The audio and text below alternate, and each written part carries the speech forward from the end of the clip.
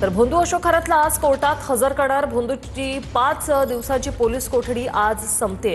भोंदू खरातवर आतापर्यंत 11 गुन्हे दाखल झालेले आहेत। खरातवर 9 लैंगिक अत्याचाराचे आणि 2 फसवणुकीचे गुन्हे आहेत। कोर्टात हजर केल्यानंतर एसआयटी पुन्हा 2 दिवसांची पोलीस कोठडी मागण्याची शक्यता आहे।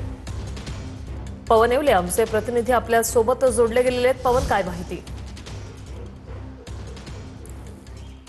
नक्कीच आपण जर बघितलं तर भोंदू अशोक खरात याची आज 5 दिवसांची जी पोलीस कोठडी आहे ती संपणार आहे। या अगोदर देखील त्याला 6 दिवस पोलीस कोठडीमध्ये ठेवण्यात आलेलं होतं। न्यायालयाने 6 दिवसांची कोठडी दिली होती, पुन्हा 5 दिवसांची दिलेली आहे आणि आज ही 5 दिवसांची कोठडी संपणार आहे।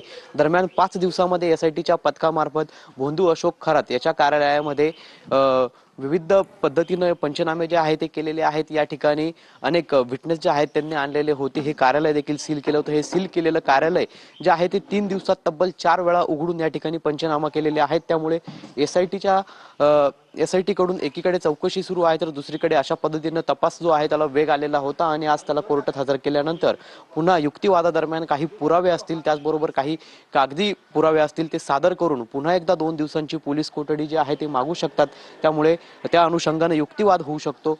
खरं तर भोंदू अशोक खरात याच्यावरती नाशिकच्या सरकारवाडा पोलीस ठाण्यामध्ये 9 महिला लैंगिक अत्याचाराचे तर 2 फसवणुकीचे गुन्हे जे आहेत ते दाखल झालेले आहेत आणि या दाखल गुन्ह्यांच्या अनुषंगानेच पोलीस जे आहे ते संपूर्ण या प्रकरणाचा तपास करत होते। एसआयटीचं पथक या प्रकरणाचा तपास करत होतं।